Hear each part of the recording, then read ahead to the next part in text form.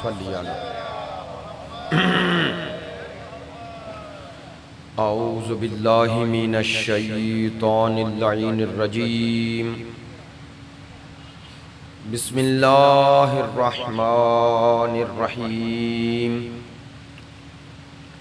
الحمدللہ الذی جعلنا من المتمسکین بولایت امیر المؤمنین وأولادہ المعصومین صلوات اللہ علیہم اجمعین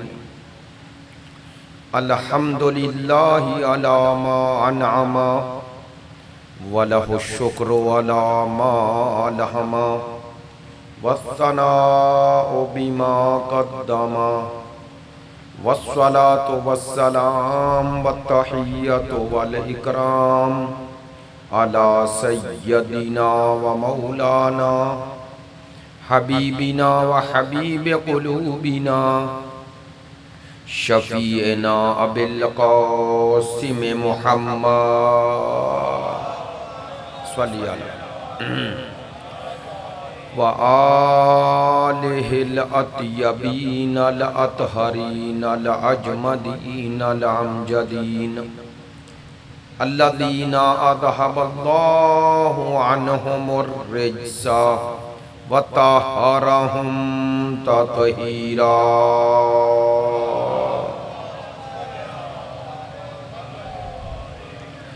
واللعنۃ الدائمۃ علی منکری فضائلہم وغاصبی حقوقہم من الآن الی قیام یوم الدین اما بعد فقد قال سبحانہ وتعالی فی کتابہ المجید وکلامہ الحمید وہو اصدق الصادقین وقولہ الحق بسم اللہ الرحمن الرحیم احسب الناس ان یترکوا ان یقولوا آمنا وهم لا یفتنون صدق اللہ العلی العظیم ان اللہ وملائکتہ یصلون علی النبی یا ایہا الذین آمنوا صلوا علیہ وسلموا تسلیما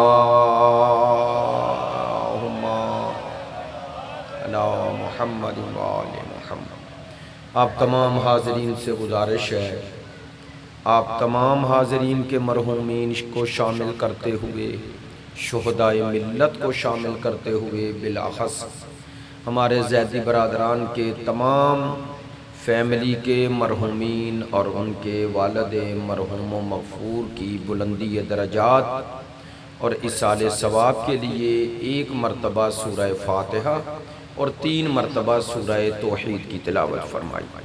بسم اللہ الرحمن الحمد الرحمن مالک یوم ایاک نعبد و ایاک نستعین اهدنا الصراط المستقیم صراط الذین انعمت علیہم غیر المغضوب علیہم ولا الضالین۔ بسم اللہ الرحمن قل هو اللہ احد اللہ الصمد لم یلد ولم یولد ولم یکن له بسم اللہ الرحمن الرحیم قل هو اللہ احد اللہ الصمد لم یلد ولم یولد ولم یکن له کفوا احد بسم اللہ الرحمن الرحیم قل هو اللہ احد اللہ الصمد لم یلد ولم یولد ولم یکن له اللہم اغفر للمؤمنین والمؤمنات والمسلمین والمسلمات الاحیاء منہم والاموات تابع اللہم بیننا وبینہم بالخیرات انکا مجیب الدعوات انکا علی کل شیء قدیر بحق محمد وآلہ الطیبین۔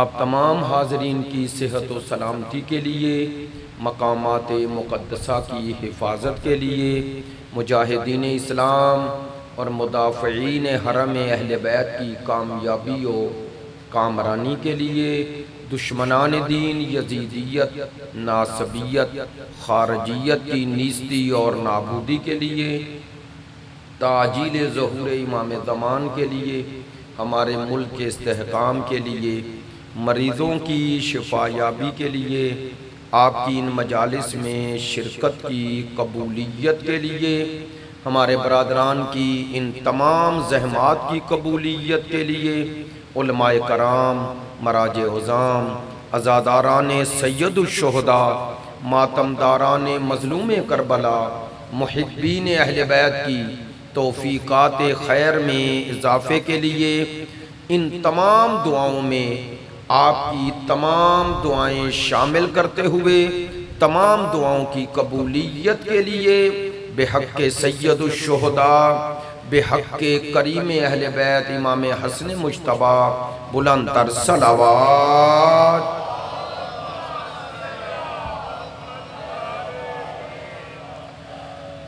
واجب الاحترام معزز و مکرم حاضرین مجلس، محبان اہل بیت، پیروان مکتب ولایت، عاشقان مکتب شہادت، سلسلہ گفتگو کی چوتھی مجلس ہے، اور میں ہر روز اس جملے کا تکرار کر رہا ہوں۔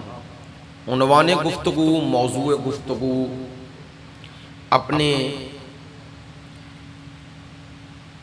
جہت کے اعتبار سے جس جگہ پہنچ گیا ہے، الحمدللہ میں کہہ سکتا ہوں کہ بہت سارے مفاہیم اور بہت سارے وہ مغالطے اور وہ مسائل جو ہماری زندگی میں موجود ہیں، ان کا جواب کسی حد تک آپ تک پہنچا ہے۔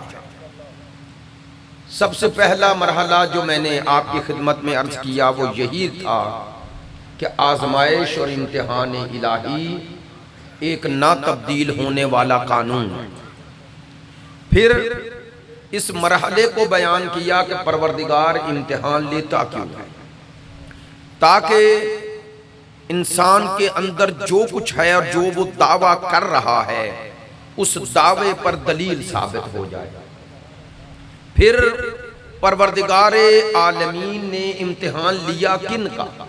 آیا صرف ان بندوں کا لیا ہے جو عام افراد میں شامل ہیں، یا ان کا بھی لیا جو اس کے مقرب ترین بندے ہیں؟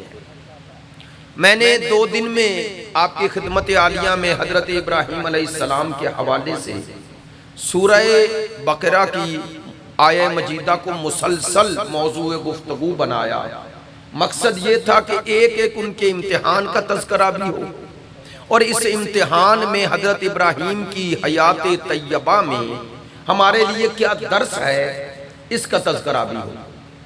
پروردگار عالمین نے حضرت ابراہیم علیہ السلام کے حوالے سے یہ ارشاد فرمایا ہے، اور یہی جملہ امتحان کی اہمیت کو سمجھنے کے لیے کافی ہے کہ پروردگار عالمین نے ایک منصب الہی کے اعلان سے پہلے لفظ ابتلا کا ذکر کیا، اور ابتلا کا معنی صرف آزمائش بمعنی کچھ دینا اور کچھ سن لینا نہیں ہے، جس طرح آپ پرچہ امتحان کو حل کرتے ہیں، نہ، اللہ کے امتحان کا معنی یہی ہماری گزرنے والی زندگی میں آنے والی مشکلات، اور ان مشکلات میں ہم نے کیا کرنا ہے، یہی امتحان اور یہی نتیجہ ہے۔ تو پروردگار عالمین نے حضرت ابراہیم علیہ السلام کے حوالے سے یہ ارشاد فرمایا، وَعَذِبْ ابْتَلَا إِبْرَاهِيمَ رَبُّهُ بِكَلِمَاتٍ۔ اس وقت کو اپنی امت کو یاد کرائیں جب تیرے رب نے ابراہیم کو آزمایا، تیرے رب نے آزمایا، کسی اور نے نہیں۔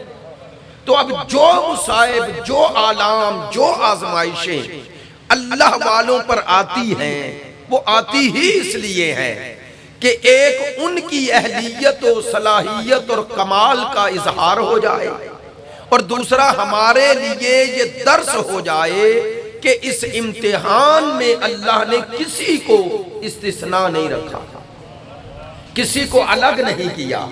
اسی لیے پروردگار نے جد الانبیاء کے امتحان کا تذکرہ کیا۔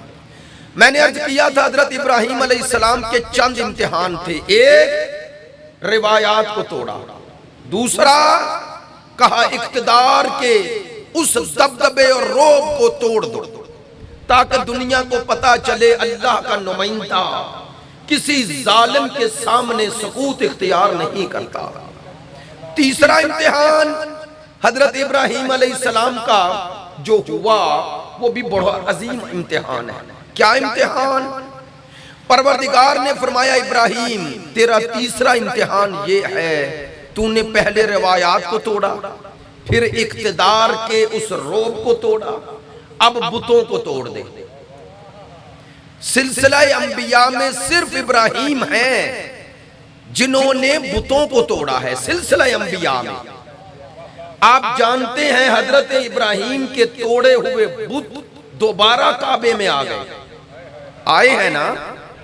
اب یہ ضرور ہے پھر بھی اللہ نے کہا توڑ دو. کیا خدا کو علم نہیں تھا کہ ابراہیم جو بت توڑ رہے ہیں پھر آ جائیں گے؟ پھر توڑنے کا حکم کیوں دیا؟ کہا تاکہ قیامت تک یہ لاہ عمل اور یہ اصول طے ہو جائے کہ اللہ کا بنایا ہوا نمائندہ وہ نہیں ہوتا جو بت پرست ہو، وہ ہوتا ہے جو بت شکن ہو. اور کہا چونکہ امامت کی ابتدا ہو رہی ہے اس لیے کہہ رہا ہوں بتوں کو توڑ. ابراہیم علیہ السلام نے یہ بت توڑے. آپ سمجھتے ہیں یہ بت توڑنا کوئی عام بات ہے؟ بھئی وہ اپنے بتوں کو خدا سمجھتے تھے، مقدس سمجھتے تھے. حضرت ابراہیم نے ان کے خداؤں کو توڑا. اب جو بت توڑ رہا ہے اس کا اپنا مقام کیا ہوگا؟ اگر حضرت ابراہیم کی عظمتوں میں بت شکنی ایک عظمت ہے تو سوچو جسے یہ بت شکنی امت مصطفیٰ میں ملے گی اس کا مقام کیا ہوگا؟ بڑی مہربانی. جسے امت مصطفیٰ میں یہ بت شکنی ملے گی اس کا مقام کیا ہوگا؟ اب آپ کے ذہنوں میں بچپن سے سن رہے ہیں واقعہ تو ہے نا، یا ابراہیم نے بت توڑے یا امت مصطفیٰ میں اس نے توڑے جو نسل ابراہیم سے ہے. توجہ رہے گی. لیکن جو جملہ کہنا چاہتا ہوں اور آگے بڑھنا چاہتا ہوں، حضرت ابراہیم نے بت توڑے تو آ گئے، لیکن جو فخر ابراہیم نے توڑے ہیں وہ آج تک آ نہ سکے. تو کم از کم اتنا تو پتا چلا کہ اللہ کے گھر کو گھر میں آنے والے نے بتوں سے پاک کیا ہے. شاید یہ ہم سب کے لیے درس ہے. اب توجہ فرمائیں، یہ ظاہری جملے سے باطنی جملہ کہنا کیا چاہتا ہوں. عزیزو یہ جو بت توڑے ہیں نا امیر المؤمنین نے، اس کی کیفیت کو مدارج النبوہ میں شاہ عبدالحق محدث دہلوی نے بڑا خوبصورت ذکر کیا. کہنے لگے کہ سرکار دو عالم نے امیر المومنین کو پکارا، اپنے شانوں پہ سوار کیا اور کیا کہا؟ کہا یا علی بت توڑو. وہ بت توڑ رہے ہیں. اب سرکار نے پوچھا یا علی کہاں ہو؟ ایسا ہی ہے نا، پوچھا یا علی کہاں ہو؟ کہا چاہوں تو عرش اعلیٰ کو چھو لوں. آپ نے توجہ فرمائی ہے. کہا اگر چاہوں تو عرش اعلیٰ کو چھو لوں. اب سوچیں کہ فرش پر کھڑے ہو کر مصطفیٰ پوچھ رہے ہیں مرتضیٰ سے کہ کہاں ہو؟ تو کہہ رہے ہیں عرش کو چھو لوں. توجہ ہو گئی. لو نبوت جب ولایت کو اٹھاتی ہے تو ولایت پھر عرش پر لے جاتی ہے. نہیں یہ جملہ کہنا چاہ رہا ہوں آپ سب کے لیے انشاءاللہ متوجہ ہوں گے. کہا اگر چاہوں تو عرش کو چھو لوں. شیعہ سنی سب نے لکھا، میں نے کتاب کا نام بھی لے لیا، مدارج النبوہ میں پڑھ سکتے ہیں. یہی جملے سرکار نے استفسار کیا، پوچھا کہاں ہو علی؟ تو کہنے لگے عرش کو چھو لوں. اب یہ جو معراج سرکار کو ہوئی تو عرش پر گئے ہیں نا، ایسا ہی ہے نا. لو میں منبر سے کہتا ہوں عزیزو، جسے بلا واسطہ بلا واسطہ اللہ لے گیا، جبرائیل کے ذریعے خدا لے گیا، وہ مصطفیٰ ہے۔ ہم انکار نہیں کرتے، میری بات پر توجہ فرمانا۔ جسے اللہ نے جبرائیل کے ذریعے سید الملائکہ کے ذریعے لے کے وہ گیا، ایسا ہی ہے نا، سبحان الذی اسرا، پاک ہے وہ ذات جو لے گئی، تو اللہ نے لے جانے کی نسبت اپنی طرف دی، سرکار کو لے جانے کی نسبت اپنی طرف دی، تو کہہ سکتا ہوں نا جسے خدا نے معراج کروائی وہ مصطفیٰ ہے، اور جو مصطفیٰ کو معراج کرائے وہ مرتضیٰ ہے۔ ایسا ہی ہے نا، مصطفیٰ مرتضیٰ کو لے جا کر بتا رہے تھے کہ جہاں میں پہنچا خدا لے گیا، اب میں مرتضیٰ کو وہاں لے جا کر بتا رہا ہوں کہ کائنات میں دونوں کی پرواز ایک ہے، کیوں نہ ہو، کہا میں اصل ہوں یہ فر ہے، میں مصطفیٰ ہوں یہ نفس مصطفیٰ ہے۔ ایک صلوات پڑھ لیجئے بلند آواز سے۔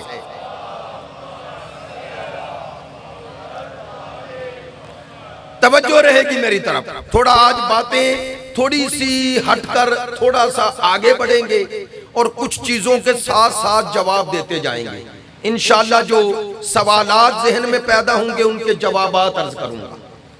میں نے عرض کیا کہ پروردگار عالمین نے فرمایا ابراہیم تجھے آزماؤں گا۔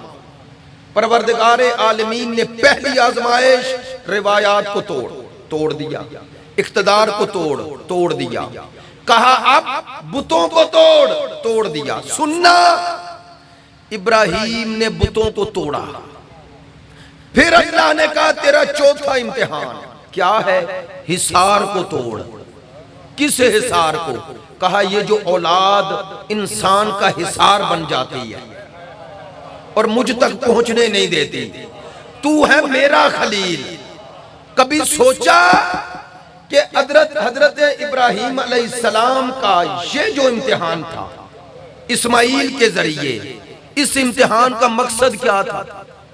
ماشاءاللہ چونکہ متوجہ ہیں، سارے چہرے میری طرف ہیں، اس لیے میں یہ باتیں عرض کرتا ہوں، اس لیے یہ باتیں عرض کر رہا ہوں۔ کیوں اللہ نے یہ امتحان لیا؟ ابراہیم یہ جو اسماعیل ہے نا، اس کے گلے پہ چھری رکھ دے۔ کبھی سوچا اس کا مقصد کیا تھا؟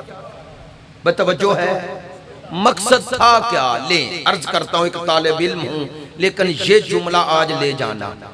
ابراہیم علیہ السلام کو جوانی میں اولاد نہیں ملی، حضرت سارہ بیوی تھی پہلی، حضرت ہاجرہ حضرت سارہ کے گھر میں ملازمہ تھی، کنیز تھی، حضرت سارہ کو کنیزی میں ملی تھی ان کے میکوں کی طرف سے۔ خود حضرت سارہ نے کہا حضرت ہاجرہ سے شادی کرو۔ حضرت ابراہیم علیہ السلام جب وہ صاحب اولاد ہو گئی تو عورت کی رقابت بیدار ہو گئی، چونکہ حضرت ابراہیم کی توجہ کا محور و مرکز حضرت ہاجرہ بن گئی۔ توجہ ہے، اسی لیے حضرت ابراہیم علیہ السلام حضرت ہاجرہ کو لے کر مکے گئے۔ حضرت سارہ تو وہ فلسطین رہتی تھی، ایسا ہی ہے نا، مکے لے گئے۔ اب حضرت ابراہیم علیہ السلام کو حضرت اسحاق ملے آخر عمر میں۔ آپ جانتے ہیں ماشاءاللہ پڑھے لکھے دوست ہیں، حضرت سارہ نے اسی لیے تعجب کیا تھا جب حضرت ابراہیم نے حکم خدا سے یہ خبر دی تھی کہ تو صاحب اولاد ہوگی، تو وہ عمر کے آخری حصے میں بعد نے لکھا 70-75 سال کی عمر تھی، یہ لکھا، اسی لیے کہا میں تو مایوس ہو گئی ہوں، کہا یہ اللہ کا اعجاز ہوگا۔ توجہ فرمائیں گے، لیکن اس وقت حضرت اسحاق ابھی نہیں تھے، حضرت اسماعیل ہے، 11 سال کی عمر۔ حضرت ابراہیم آئے مکے میں، تو جب گھر میں پہنچے کیا دیکھا؟ 11 سال کا بیٹا سامنے پھر رہے۔ توجہ، اب جدھر اسماعیل جاتے ہیں دل میں محبت اولاد کی، اور وہ بھی اولاد ایسے ملے تو محور و مرکز بن گیا۔ بے توجہ رہے گی، جب ابراہیم علیہ السلام اسماعیل کو دیکھ کر دل میں وہ محبت کا اظہار کرتے ہیں، اب پروردگار کی آواز آئی۔ اب 3 دن اللہ خواب دکھاتا ہے، اس کی گردن پہ چھری رکھ۔ بھئی میری بات پہ توجہ ہے، میں آیت پڑھ دیتا ہوں، اور آیت میں ایک آپ کے لیے آج پیغام بھی ہے اور انشاءاللہ خوبصورت دلیل بھی ہے، اگر متوجہ رہے تو بڑا خوبصورت پہلو ہے۔ قرآن مجید نے وہ واقعہ جو اکثر ہم عید الاضحیٰ پہ سنتے ہیں، کیا ہے؟ انی ارا یا بنیا انی ارا فی المنام انی اذبحک۔ حضرت ابراہیم نے اپنے بیٹے سے ذکر کیا، کن الفاظ میں؟ فرماتے ہیں یا بنیا، اے میرے بیٹے، انی ارا، میں نے دیکھا ہے، کہاں؟ فی المنام، خواب میں۔ کیا دیکھا؟ انی اذبحک، میں تجھے ذبح کر رہا ہوں، میں تیری گردن پہ چھری چلا رہا ہوں۔ اللہ نے تینوں دن چھری چلاتے دکھایا، چھری چلنے کا نتیجہ نہیں دکھایا۔ تھوڑی توجہ ہے؟ پروردگار نے جو حکم دیا تھا وہی دکھایا۔ 3 دن یہ خواب دیکھنے کے بعد اب چوتھے دن ذکر کیا۔ بھئی توجہ، قرآن کا کیا خوبصورت انداز ہے۔ کہا یا بنیا، اے میرے بیٹے، انی ارا فی المنام، میں نے خواب میں دیکھا۔ کیا دیکھا؟ انی اذبحک، تجھے ذبح کر رہا ہوں۔ اب حضرت اسماعیل کا جواب سننا، جو دوست میری بات کو سمجھ رہے ہیں انہیں پتا چلے گا میں نے کیا عرض کیا ہے، قرآن کیا نزاکت بیان کر رہا ہے۔ حضرت ابراہیم نے کہا میں نے خواب میں دیکھا، میں آپ کو ذبح کر رہا ہوں۔ لفظ خواب ذہن میں رہے، میں نے فی المنام، خواب میں دیکھا۔ اب کہا ماذا ترا، بیٹا بتا تیری کیا رائے ہے، تو کیا کہتا ہے؟ بیٹے نے عجیب جواب دیا اور قرآن نے نقل کر دیا۔ بیٹے نے کیا جواب دیا؟ یا ابت افعل ما تؤمر، بابا وہ کریں جس کا آپ کو اللہ نے حکم دیا ہے۔ بڑی مہربانی، جنہیں بات سمجھ میں آئی ہے یا جن تک بات پہنچی ہے وہی اس کی نزاکت سمجھ سکتے ہیں۔ میں تھوڑی سی وضاحت کی کوشش کرتا ہوں تاکہ سارے شامل ہو جائیں۔ ابراہیم علیہ السلام نے ذکر کیا تھا خواب کا، اب حضرت اسماعیل نے جواب میں یہ نہیں کہا بابا وہ کرے جو خواب میں دیکھا۔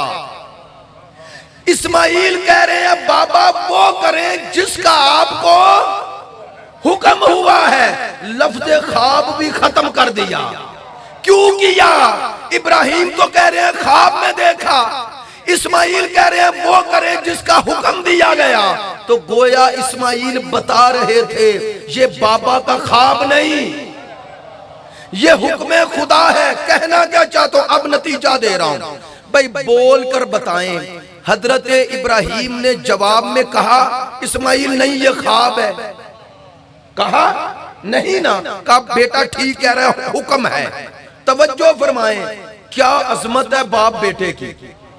باپ نے لفظ خواب کہا اور بیٹے نے حکم کہا۔ یہ نہیں کہا بابا یہ تو بڑا برا خواب ہے، بیٹے کو ذبح کرتے دیکھنا، بابا کوئی صدقہ دے کوئی خیرات دے، نہ کہا جو حکم ہے کریں۔ تو اسماعیل 11 سال کی عمر میں سمجھا رہے تھے جیسے وہ نبی ہے ویسے میں نبی ہوں۔ بتا رہے تھے کہ یہ کسی عام ہستی کا خواب نہیں، یہ نبی کا خواب ہے۔ میں نے پہلے کہا ہے روایتی باتوں سے نہ مجھے آتی ہیں نہ کرتا ہوں، لچر باتیں نہ آتی ہیں نہ کرتا ہوں، بات معیاری کرتا ہوں جو منبر حسین کے معیار کے مطابق ہو، اور چاہتا ہوں جو اس مزاج سے آتے ہیں ان کا معیار بلند ہو۔ اس لیے میری بات جنہیں سمجھ میں آئے وہ میرے ساتھ رہیں۔ حضرت ابراہیم نے یہ کہا میں نے خواب میں دیکھا۔ بول کے بتانا انسان کی اس زندگی میں غفلت کی آخری منزل کون سی ہے؟ خواب، نیند، ایسا ہی ہے نا؟ انسان اپنے جسم سے بھی غافل ہو جاتا ہے یا نہیں؟ بولے تو صحیح، ہو جاتا ہے۔ انسان کی غفلت کی آخری منزل کا نام نیند، اور ابراہیم کہہ رہے ہیں میں نے نیند میں دیکھا، میں تمہیں ذبح کر رہا ہوں، اور اسماعیل کہہ رہے ہیں بابا وہ کریں جس کا حکم دیا گیا۔ حکم کا معنی یہ وہی ہے۔ تو سنیں، اگر ابراہیم سو نہیں رہے تھے تو لفظ خواب کیوں کہا؟ اور اگر خواب تھا تو وہی کیوں کہا؟ بس پتا چلا ابراہیم بتا رہے تھے اللہ کا نمائندہ وہ ہوتا ہے جہاں انسان اللہ سے کیا اپنے آپ سے غافل ہو جاتا ہے، اللہ کا نمائندہ وہاں بھی خدا سے غافل نہیں ہوتا۔ توجہ فرمانا، اسی لیے کہا بابا جو خواب میں دیکھا وہ نہیں، جو حکم ہے وہ کریں۔ تو جب ابراہیم خواب میں بھی اللہ سے غافل نہیں ہوتا، جب خلیل خواب میں بھی غافل نہیں ہوتا، تو حبیب بخار میں غافل کیسے ہو؟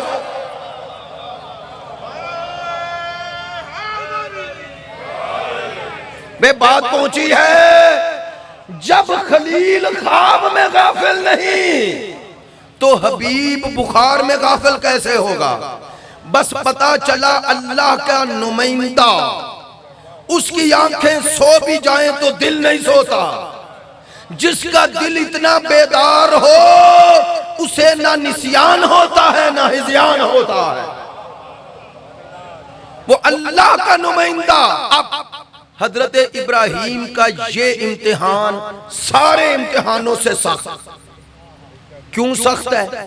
باقی امتحانوں میں ابراہیم خود تھے اور امتحان تھا، یہاں سامنے اولاد ہے، آئے ہائے اللہ نے کہا یہ جو اولاد تیری توجہ کا محور اور مرکز بن گئی ہے نا، اس کے گلے پہ چھری رکھ، توجہ رہے۔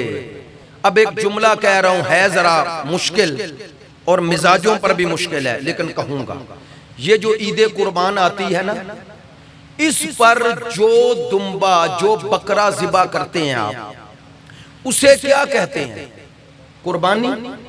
اور جو آج کریں گے وہ قربانی نہیں، آپ اصطلاحاً قربانی کہہ دیتے ہیں، قربانی نہیں ہوتی، نہیں ہوتی، یہ ذبیحہ ہے۔ جو عید پہ ہے وہ قربانی ہے، جو آج ہے وہ ذبیحہ ہے۔ فرق کیا ہے تو دونوں میں چھری چلتی، اور چھری بھی دمبے کے گردن پہ چلتی، ایسا ہی ہے نا؟ آج بھی ذبیحہ کرو تو چھری وہی چلانی ہے، اور اگر اس وقت عید قربان پہ کرو تو پھر بھی چھری چلانی ہے۔ سوال یہ ہے وہ قربانی کیوں ہے؟ تھوڑی توجہ رہے گی، اور اہل معرفت دوستوں سے خصوصی توجہ۔ میں ہر روز رزق لیتا ہوں، میں روایتی باتیں کر سکتا ہوں، اتنی کر سکتا ہوں، اتنی کر سکتا ہوں، آپ کو پتا ہے مومنین سے نعرہ لگوانا کوئی مشکل کام تھوڑا ہی ہے، کوئی مشکل نہیں۔ واقعاً شیعوں کی مجلس میں شیعہ کو خوش کرنے کے لیے کوئی زیادہ مشکل کام تھوڑا ہی ہے، ذکر علی چھیڑو تو ہر کوئی خوش ہو جائے گا۔ ہمارے اہل سنت میرے دوست ہیں، وہ مجھے بار بار کہیں یار مجھے شیعوں کی مجلس پڑھاؤ، میں نے کہا کیوں؟ ویسے ہی میں نے کہا کیوں؟ کہنے لگا اس لیے کہ آپ کے ہاں مجلس پڑھنے کا مزہ آتا ہے۔ میں نے کہا کیوں؟ کہتے ہیں جو فضائل بیان کر کے ہم کہتے ہیں کہو سبحان اللہ، پھر لوگ کہتے ہیں نہیں توجہ ہوگی، اب نہیں معلوم، اب آپ کو بھی یہی نہ کہنا پڑے۔ نہیں میں نہیں کہوں گا، کبھی نہیں کہوں گا، توجہ فرمائیں گے۔ جو بات پہنچا رہا ہوں پہنچ رہی ہے، خوشی ہے، الحمدللہ اسی کی خوشی ہے۔ بات توجہ رہے گی تو بڑا لطف آئے گا، سنیں گے تو۔ میں نے عرض کیا جو آج کرو ذبیحہ، جو عید قربان پہ کرو قربانی، کیوں؟ وہ قربانی کیوں ہے؟ اب سنیں، اصل میں وہ بھی جو دمبے کی گردن پہ چھری چلا رہے ہو عید پہ، وہ بھی ذبیحہ ہے، ذبیحہ ہی ہے، قربانی نہیں۔ قربانی اور ہے۔ قربانی کیا تھی جو ابراہیم نے کی؟ ابراہیم نے دمبا ذبح نہیں کیا، ابراہیم نے قربانی دی ہے۔ توجہ، قربانی نکلا ہے قرب سے۔ توجہ یار میری طرف دیکھیں، قربانی قرب سے ہے۔ کیا مانا؟ اصل میں اللہ کو دمبا نہیں چاہیے، اللہ کو قربانی چاہیے۔ قربانی قرب سے ہے. کیا مانا؟ خدا کہتا ہے ہر اس شے کو میرے اور تمہارے درمیان جو میرے قرب کی راہ میں حائل ہو جائے اسے ہٹانے کا نام قربانی ہے. تھوڑی بات پہ توجہ ہوئی ہے؟ نہیں. اب جملہ کہتا ہوں، خدا کی قسم اگر کوئی عید قربان پہ دمبا ذبح نہ کرے، اونٹ ذبح نہ کرے، کوئی بچڑا ذبح نہ کرے، لیکن اگر اس کا اندر جو انا ہے اسے قربان کر دے. دو بھائی ہیں لڑے ہوئے ہیں، میاں بیوی ہیں ناراض ہیں. میری بات نہیں پہنچ رہی. میں نے یہ منبر سے باتیں کرنی ہیں، یہ فریضہ ہے. دو بھائی ہیں ناراض ہیں، عید آ گئی، عید آ گئی. یہ بھائی جو چھوٹا ہے اسے معلوم ہے کہ قصور بڑے کا ہے، پھر بھی چلا جائے. یہ خدا کی قسم اگر عید پہ بھائی کو راضی کر لے تو اس نے دمبا ذبح نہیں کیا، قربانی کر لی ہے.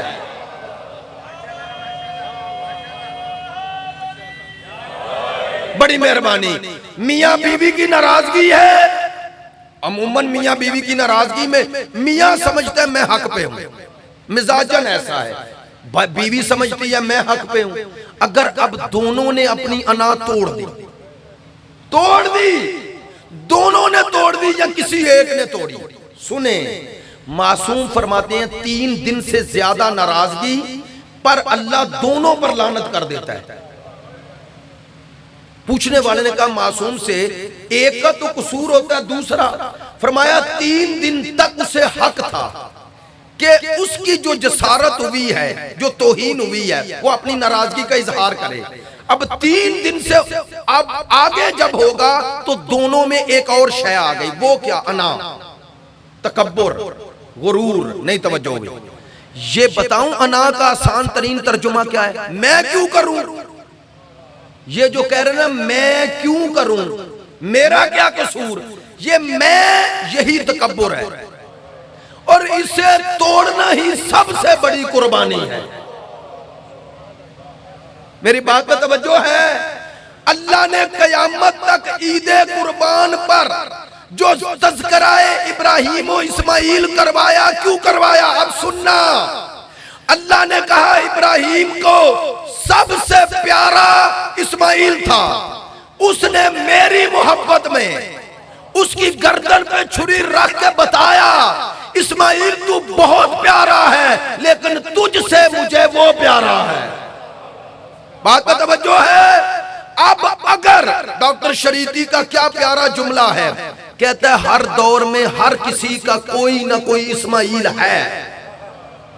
آئے ہائے ہائے.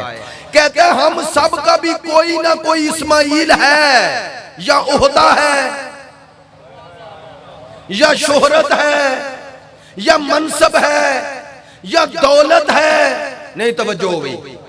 یا قبیلہ ہے. اگر آپ نے عید قربان پر اپنے اس اسماعیل کو قربان کر دیا اللہ کی محبت پر، تو خدا کی قسم کوئی جانور بھی نہ دو. میں منبر پہ ضمانت دے رہا ہوں جس کے پاس یہ جانور دینے کی توفیق نہیں ہے وہ ہر عید پر یہ قربانی دے، اس کی قربانی ہو رہی ہے.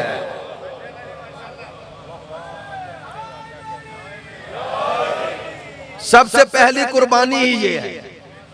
اس دمبے کی گردن پہ چھری چلانے سے پہلے اس پہ چھری چلانی ہے. نہیں توجہ ہوئی. اس پہ چھری چلانی ہے. کس پہ؟ اب ایک پہلو اور نکل آیا، معذرت چاہتا ہوں، اور اب سے نہیں بچپن سے ہم بھی دیکھ رہے ہیں، اب ذرا زیادہ ہو گیا، سوشل میڈیا آ گیا، بڑھ گیا. اونٹ لیا اور پورے گاؤں میں پورے محلے میں گھما رہے ہیں اور کیا کہہ رہے ہیں؟ کہہ رہے ہیں قربانی دینی ہے، اللہ کو پیاری ہے. نہیں توجہ، معذرت چاہتا ہوں. اس کے پیچھے جو انگیزہ ہے، جو سبب ہے وہ کیا ہے؟ اگر سبب یہ ہے لوگ دیکھیں تو یہ ذبیحہ ہو رہا ہے عید کے دن، قربانی نہیں ہو رہی. توجہ نہیں ہے. چونکہ اللہ کی اور اس قربانی کی راہ میں حائل وہ دکھاوا آ گیا. اس ریاکاری کو ہٹائے گا تو یہ قربانی بھی ہو جائے گی، ورنہ ذبیحہ سے ثواب مل جائے گا، قربانی نہیں ملے گی۔ اسی لیے تو عید گزر جاتی ہے اور تبدیلی کوئی نہیں آتی۔ تذکرہ ابراہیم ہوتا ہے جگہ جگہ، لیکن ابراہیم نے کیا کیا، کیوں کیا، اس کا پتہ ہی نہیں ہوتا ہے۔ پتہ اسماعیل کی قربانی کو زندہ رکھنے کا سبب یہ تھا کہ اے بندہ مومن، اگر تیری زندگی میں کوئی شے آ جائے، ایک طرف خدا کی محبت ہو، دوسری طرف یہ تیری وہ شے ہوں جو تجھے اللہ سے روک رہی ہیں، اگر تو نے انہیں قربان کر دیا تو تو اپنے دور میں اس قرب الہی کی منزل پہ پہنچ سکتا ہے۔ سنو، ایسے ہی تھوڑا ہم کہتے ہیں السلام علیکہ یا وارث ابراہیم خلیل اللہ، امام حسین کو مخاطب کرتے ہیں اور کہتے ہیں ابراہیم خلیل اللہ کے وارث، تجھ پہ سلام۔ اب سوچو اگر ابتدا ایسی ہو تو نقطہ کمال کیسا ہوگا۔ میری بات پہ توجہ ہو گئی؟ ابراہیم علیہ السلام کے یہ چاروں امتحان جو میں نے عرض کی، روایات کو توڑا، اقتدار کو توڑا، بتوں کو توڑا، حصار کو توڑا۔ جب ابراہیم نے امتحان کو کمال پہ پہنچایا، آواز قدرت آئی، قالا انی جاعلک للناس اماما، ابراہیم تجھے انسانوں کا امام بناتا ہوں۔ کیا عظمت ہے! کہا اب سارے انسانوں کا نمونہ عمل تو ہے۔ جملہ بتا دوں، کہا جیسا میں بنانا انسان کو چاہتا ہوں تجھے ویسا بنایا، اب سب تجھے دیکھ کر بناتے رہے۔ امام کا معنی کر رہا ہوں، امام کا معنی اچھا قرآن ہے حدیث نہیں۔ ادھر ابراہیم علیہ السلام کو امامت ملی، ادھر دستے دعا بلند کیے، قالا ومن ذریتی، خدایا یہ امامت میری ذریت میں بھی رکھنا۔ اب شیعہ سنی سب بھائیوں سے مؤدبانہ گزارش ہے، جب ابراہیم ذریت میں امامت کی دعا مانگ رہے تھے، پتہ ہے ابراہیم کا سٹیٹس کیا ہے، مقام کیا ہے، کتنے عہدے ہیں ابراہیم کے پاس؟ نبی ہیں، رسول ہیں، عبد ہیں، خلیل ہیں، معصوم ہیں، امام ہیں، 6 عہدے، اور پھر بھی کہہ رہے ہیں تو بنا۔ یہ امامت میری ذریت میں تو رکھ۔ ابراہیم تجھے اللہ نے 6 عہدے دیے، اب تو جسے چاہے بنا لے۔ کہا تجھے ابھی تک پتہ نہ چلا جب میں نبی، رسول، عبد، معصوم ہو کر خود نہیں بن سکتا تو جو حق ابراہیم جیسے نبی، رسول، امام، معصوم کو نہ ملا، وہ حق مصطفیٰ کے بعد امت میں گناہگاروں کو مل جائے گا۔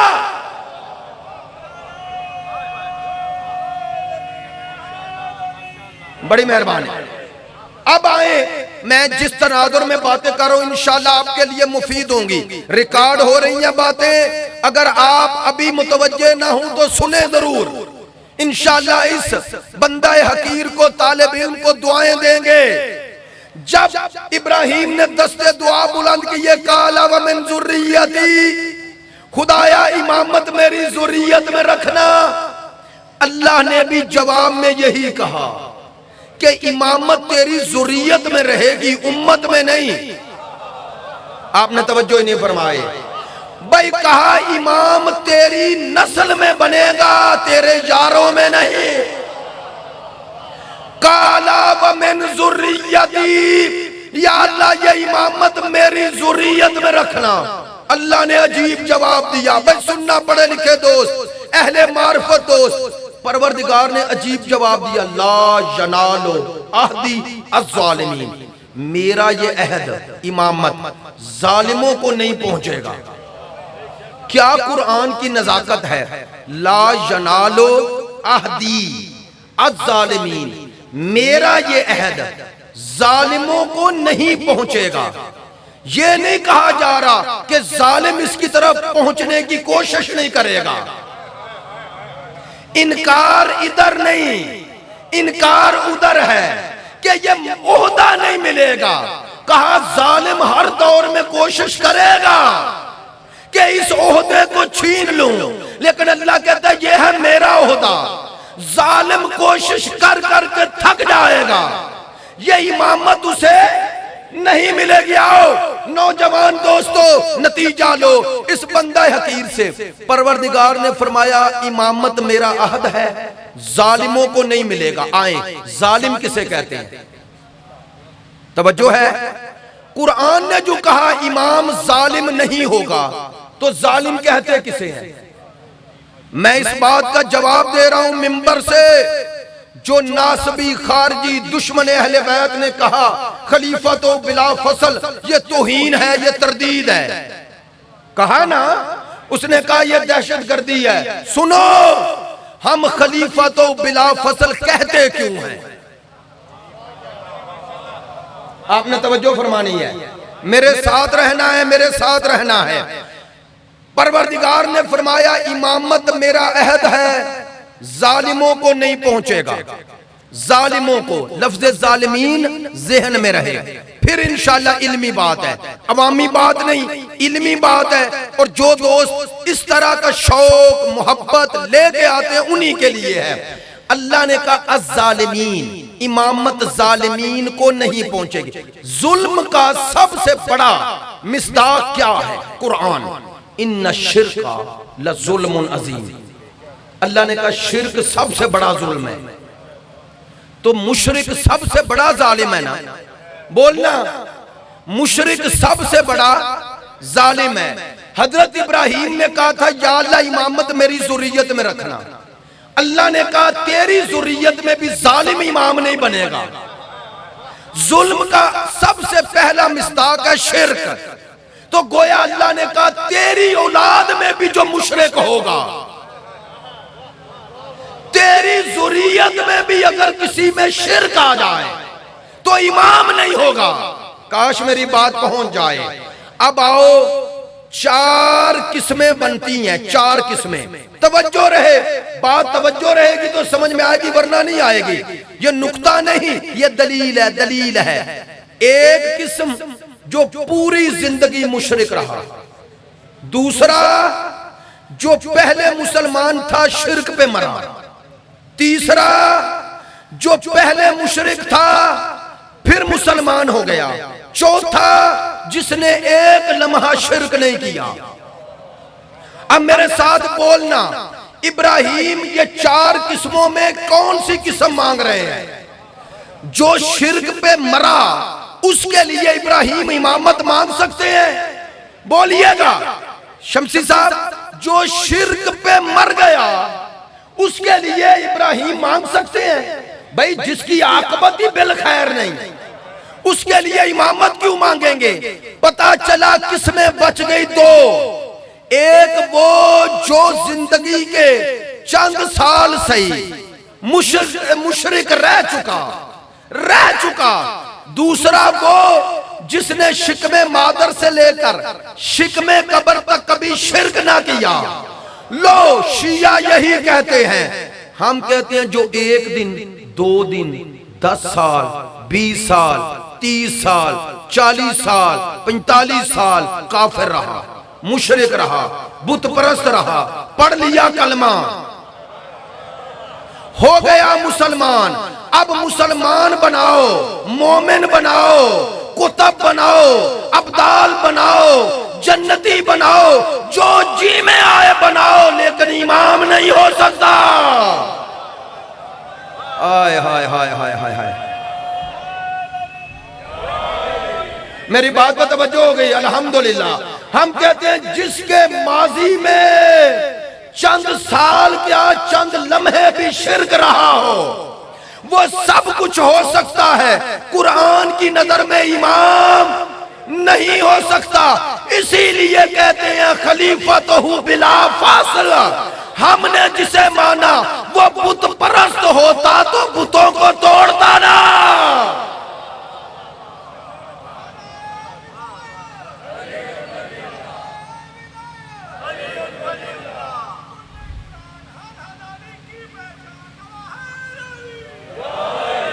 بھائی میری بات کا توجہ ہے انشاءاللہ. میں جو بات منبر سے کر رہا ہوں وہ بات پوری دلیل کے ساتھ کر رہا ہوں. ہم کسی کے ساتھ ضد نہیں رکھتے، ہمیں کسی کے ساتھ عداوت نہیں ہے. ہم اگر مصطفیٰ کے بعد مرتضیٰ کو خلیفۃہ بلا فصل مانتے ہیں تو نہ کسی کی ضد میں نہ کسی کی تردید میں. ہم علی کو ضد میں مانتے ہی نہیں، چونکہ علی کی ضد کسی کو مانتا ہی نہیں. آئے ہائے، ضد کا معنی آتا ہے، ضد وہاں ہوتی ہے جہاں دو مقابلے پہ ہوں اور ایک جیسے ہوں. ہم مصطفیٰ کے علاوہ کسی کو مرتضیٰ جیسا مانتے ہی نہیں. آپ نے توجہ نہیں فرمائی ہے. بڑی مہربان بھئی، ایسا ہے نا. آخر تک میرے ساتھ رہیں، آخر تک میرے ساتھ رہیں، توجہ فرمائیں. ہم مولا علی کو خلیفۃ بلا فصل نہ کسی کی ضد میں مانتے ہیں نہ کسی کی تردید میں مانتے ہیں. سننا، ہم علی کو خلیفہ بلا فصل نہ کسی کی ضد میں نہ کسی کی تردید میں مانتے ہیں. ہم تو علی کو خلیفہ بلا فصل مصطفیٰ کے فرمان کی تائید میں مانتے ہیں. ہم تو مولا علی کو بلا فصل مصطفیٰ کے فرمان کی تائید میں مانتے ہیں. اب آپ کو پوچھنے کا حق ہے، مصطفیٰ کا فرمان کہاں ہے؟ بتاؤں؟ علی کی ولایت و خلافت و امامت کا اعلان سرکار نے گھر میں نہیں کیا، مسجد نبوی میں بھی نہیں کیا. میرے ساتھ رہنا. سرکار نے مدینے کی گلیوں میں بھی نہیں کیا، سرکار نے میدان میں کیا. اور میدان بھی معمولی نہیں. میدان میں جس پہ نظر کی یا حاجی نکلا یا صحابی نکلا یا نمازی نکلا. یار توجہ نہیں ہے. ہم جاتے ہیں مجمعوں میں تو مجمع ہر طرح کا ملتا ہے. اسی لیے لوگ کہتے ہیں نماز کی بات کریں تو سمجھتے ہیں نا کہ کچھ مومنین سستی کرتے ہیں. ایسا ہی ہے نا. لو، اتنے بڑے مجمع میں میں سوچ سکتا ہوں، حالانکہ میں سوچتا نہیں، لیکن ہو سکتا ہے کوئی نمازی نہ ہو سکتا ہے حاجی نہ ہو. ایسا ہی ہے نا. تو صحابی تو کوئی بھی نہیں نا آپ میں. ایسا ہی ہے نا. لو، رسول کے سامنے تو مجمع بھی اتنا پاکیزہ کہ حاجی بھی ہیں اور حاجی بھی پرانے نہیں، ابھی کر کے آ رہے ہیں، اور وہ بھی کسی اور کے ساتھ نہیں، مصطفیٰ کے ساتھ. حاجی بھی نئے نئے، نمازی بھی، صحابی بھی. سننا، حاجیوں، نمازیوں، صحابیوں کا مجمع کتنا عظیم مجمع ہے. بھئی توجہ ہے. لو، میں مجمع کی عظمت ابھی بیان کر رہا ہوں. اتنا عظیم مجمع اور اتنا بڑا مجمع کسی نبی کو ملا؟ بولیے گا نہیں ملا نا. آدم علیہ السلام سے لے کر عیسیٰ علیہ السلام تک کسی نبی کو ایسا مجمع ملا؟ نہیں ملا. لو، اللہ نے کہا اے مجمع والو تمہاری عظمت کہ کسی نبی کو اتنا مجمع اور ایسا مجمع نہ ملا.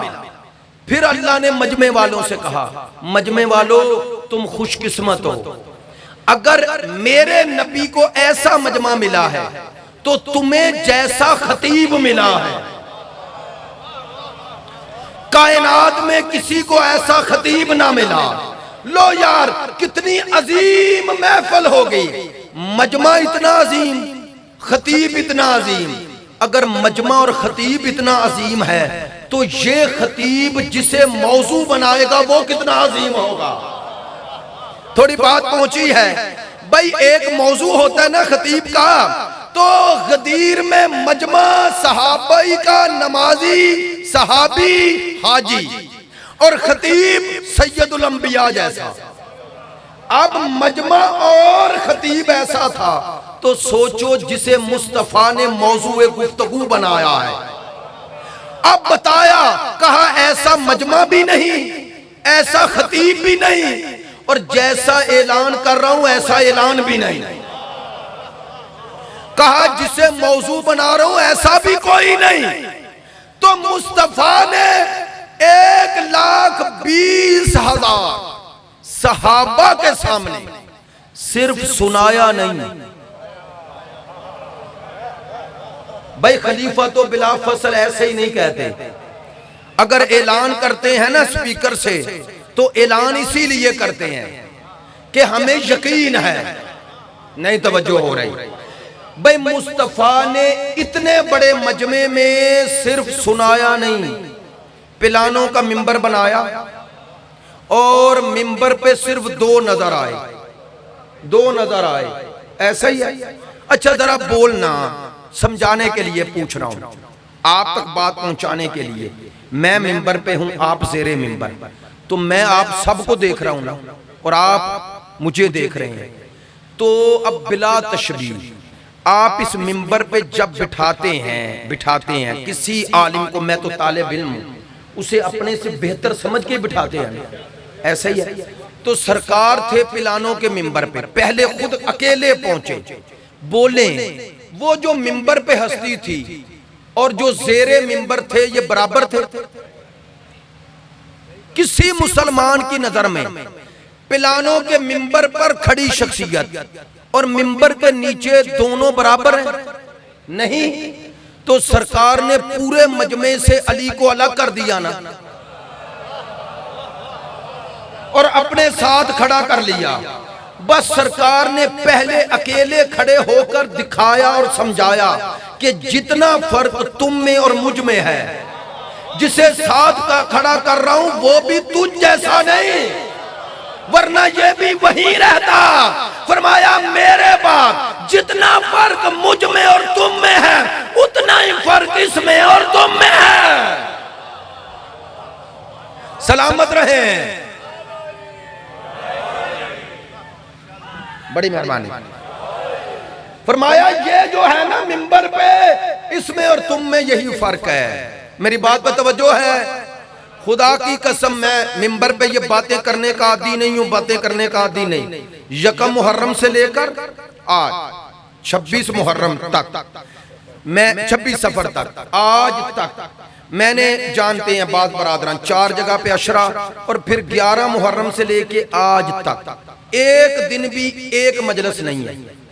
2 3 4 8 ربیع الاول تک کم از کم جو میں نے لکھی ہیں کم از کم 145 مجلسیں ہیں، لیکن اس کے باوجود کہ 100 سے زیادہ مجلس پڑھ چکا ہوں، لیکن یہ آپ کی اور ان بھائیوں کی جو محبت ہے، یہ ہمارے زیدی برادران جتنے خلوص اور محبت سے یہ کرتے ہیں، بندہ 50 منٹ مجلس پڑھ لیتا ہے۔ 50 منٹ مجلس پڑھنا کوئی مشکل نہیں اگر ٹالنا ہو۔ میں نے کبھی نہ نعرے کا انتظار کیا ہے، آپ جانتے ہیں، نہ بار بار کبھی صلوات پڑھائی ہے۔ میں تو اتنا بولتا ہوں کہ بندے کہتے ہیں ہمیں بھی بولنے دیں، ایسا ہی ہے۔ خدا کی قسم میں منبر پہ چاہتا ہوں کہ حق ادا کروں۔ میرے ایک بزرگ دوست نے میری مجلس میں بیٹھے تھے ایسے ہی، اور انہوں نے بعد میں پڑھنی تھی، میں پڑھ کے چلا گیا، وہ پڑھ کے آئے تو میں بھی ابھی وہیں رکا ہوا تھا۔ مجھے کہنے لگے جتنا مواد آپ ایک مجلس میں دیتے ہیں میں 3 مجلسوں میں دیتا ہوں۔ میں معذرت کے ساتھ یہ بات کہہ رہا ہوں، میں عشق سے پڑھتا ہوں، دل سے پڑھتا ہوں، اور جو کچھ آپ تک پہنچاتا ہوں چاہتا ہوں آپ بھی اسی محبت سے لیں۔ مجلس میں آئیں، باقی ساری چیزوں کو چھوڑ دو۔ ہاتھ جوڑ کے کہہ رہا ہوں، پچھلے سال بھی عرض کیا تھا، مجلس میں آتے ہو نا، یہ نیاز جو ملتی ہے کھانے والی، یہ نیاز اصل نیاز نہیں، اصل نیاز یہ ہے، وہ نیاز جسم کا حصہ بنے گی، اور جسم نے ادھر ہی رہ جانا ہے، جس روح نے جانا ہے اس کی غذا لیا کرو۔ اس کی غذا ہے آل محمد کا ذکر، آل محمد کی معرفت، آل محمد کے فرامین کو سن کے اپنے دلوں کو زندہ کرنا۔ پتہ ہے مجلس کا مقصد کیا ہونا چاہیے؟ معصوم نے فرمایا اللہ ان پہ رحمت کرے جو ہمارے شیعہ مل کے بیٹھے اور ہمارے امر کو زندہ کریں، ہمارے احکام کو زندہ کریں۔ مجلس جامع ہونی چاہیے، جامع ہر پہلو سے، اس میں فضائل بھی ہو، مسائل بھی ہو، مصائب بھی ہو، شان بھی ہو، ارمان بھی ہو، فرمان بھی ہو۔ مجلس پھر مکمل ہے، شان بھی ہو، فرمان بھی ہو، ارمان بھی ہو۔ شان دلوں میں محبت پیدا کرتی ہے اور فرمان زندگی میں تبدیلی پیدا کرتا ہے، اور ارمان آل محمد کی مصیبت کے ذریعے خدا کا قرب پیدا کرتا ہے۔ اس لیے کامل مجلس کے لیے آمادہ ہوا کریں اور مجلسیں ایسی کریں جن میں یہ تینوں پہلو پہنچے، تینوں پہلو پہنچے۔ انشاءاللہ کل آخری دن ہے ہمارے پاس اس سلسلہ گفتگو کا۔ چاہتا یہ ہوں کہ ہمارا موقف آپ کے ذریعے آپ تک بھی دوسروں تک بھی پہنچے۔ میں جو بات کر رہا تھا کمپلیٹ کر دوں۔ سرکار نے 1,20,000 کے مجمع میں جو سنایا وہ کیا تھا؟ اب وہ تو دہرانے کی بھی ضرورت نہیں۔ سرکار کے یہ الفاظ الحمدللہ اب تو زبان زد خاص و عام ہیں یا نہیں ہے نا؟ کیا سرکار نے فرمایا تھا؟ ماشاءاللہ من کنتو فہذا علی مولا۔ یہ کہنا چاہتا ہوں بلا فصل کا معنی کیا ہے اور بلا فصل ہم نے لیا کیسے؟ اگر سرکار فرماتے نا من کنتو مولا ہو ثم علی مولا، پھر علی مولا ہے، پھر سوچا جا سکتا تھا کہ رسول میں اور علی میں فاصلہ آ سکتا ہے، رسول میں اور مولا علی میں فاصلہ فصل آ سکتی ہے، یعنی علی جب بھی بنے گا تب مولا ہے۔ نہ سما ہوتا نہ سے اور میم میم مشدد، عربی میں اگر سما ہوتا تو معنی ہوتا وقفہ ہو سکتا ہے۔ سرکار نے فرمایا نہ من کن تو مولا، فا کا معنی فاصلہ آ ہی نہیں سکتا۔ توجہ ہے؟ چلے میرے اہل سنت بھائی جو آتے ہیں ان کے لیے پیغام دے رہا ہوں۔ میں نے یہ جملہ 3 دفعہ دہرایا تاکہ سب تک بات پہنچے۔ ہم خلیفہ تو بلا فصل کسی کی ضد میں نہیں کہتے، پھر دہرا رہا ہوں، کسی کی تردید میں نہیں کہتے، کسی کا دل دکھانے کے لیے نہیں کہتے، مصطفیٰ کے فرمان کی تائید میں کہتے ہیں۔ اب آؤ اگلا جملہ بھی کہتا ہوں، مسئلہ حل کر رہا ہوں، منبر سے حل کر دیتا ہوں۔ خدا کی قسم ہم علی کو خلیفۃہ بلا فصل کہنے سے پہلے 2 جملے اور کہتے ہیں۔ کیا؟ علی ولی اللہ، علی اللہ کا اور وصی رسول اللہ، و خلیفۃہ بلا فصل، رسول کا بلا فصل خلیفہ ہے۔ کیوں ہے؟ چونکہ اللہ کا ولی ہے، رسول کا وصی ہے، اس لیے بلا فصل خلیفہ ہے۔ ہم علی کو اللہ کا بنایا مان کر بلا فصل کہتے ہیں، ہماری دنیا کے بناؤں سے کوئی غرض ہی نہیں ہے۔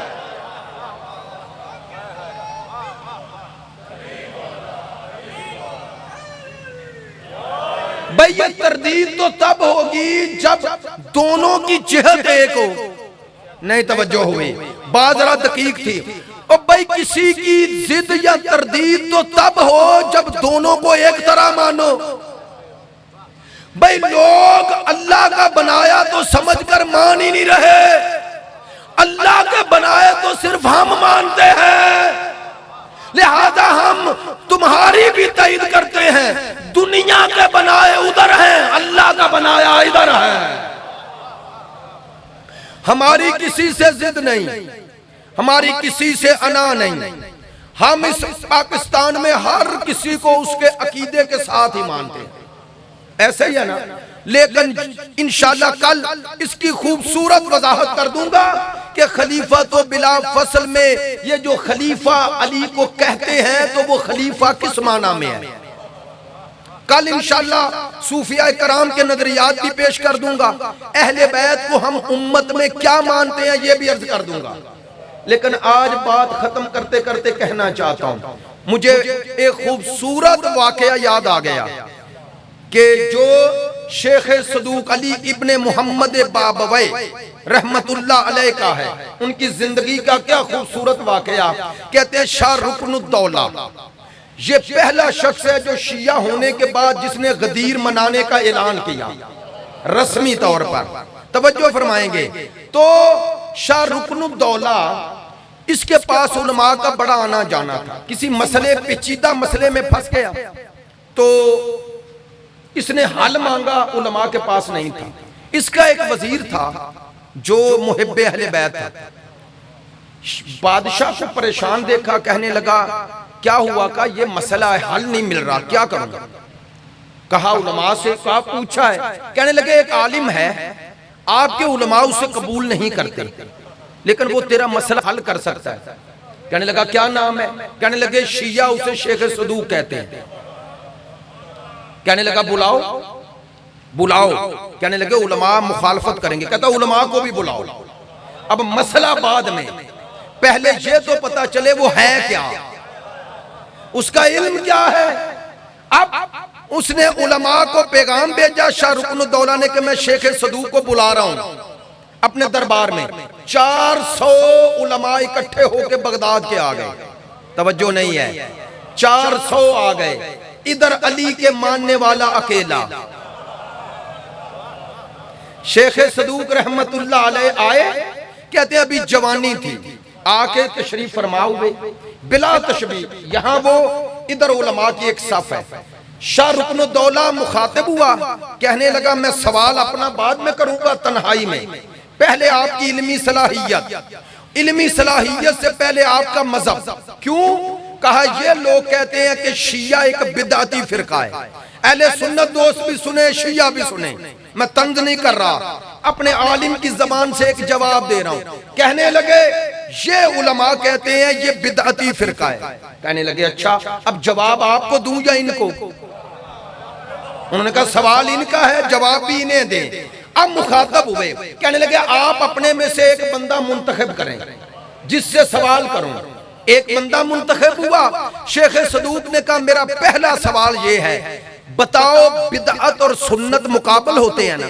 کہنے لگا ہاں۔ کہا سنت کی بھی تعریف کرو بدعت کی بھی تعریف کرو۔ کہنے لگے اتنا بڑا عالم تجھے سنت کی تعریف نہیں آتی؟ انہوں نے کہا میرا سوال کرنا حق ہے، آپ کا جواب دینا حق ہے، میں نے سوال پہلے کیا پھر آپ کر لینا۔ کہنے لگے اچھا سنت وہ ہے جو رسول نے کہا، جو سرکار نے کیا، جو سرکار کے سامنے کیا جائے اور سرکار نہ روکے۔ پھر دوہرا رہا ہوں، سنت کی 3 قسمیں ہیں، قولی، فعلی، تقریری۔ قولی جو سرکار زبان مطہر سے کہیں، فعلی جو کر کے دکھائیں، اور تیسری تقریری جو سرکار کے سامنے کیا جائے اور سرکار منع کرنے پہ قادر ہوں، منع نہ فرمائیں۔ تائید ہو گئی نا، منع کرنے پہ قادر ہوں۔ جیسے بت پرستی ہو رہی تھی مکے میں تو سرکار قادر نہیں تھے روکنے پر، توجہ ہے، اس لیے میں نے کہا قادر ہوں، قدرت رکھتے ہوں۔ اب آئیں، انہوں نے کہا سنت جو کہا، جو کیا، جو سرکار کے سامنے کیا گیا۔ کہنے لگے اب جلدی بتاؤ بدعت کیا ہے؟ کہنے لگے بدعت وہ ہے جو رسول نے نہ کہا نہ کیا، نہ سرکار کے سامنے کیا گیا اور سرکار نے تائید کی۔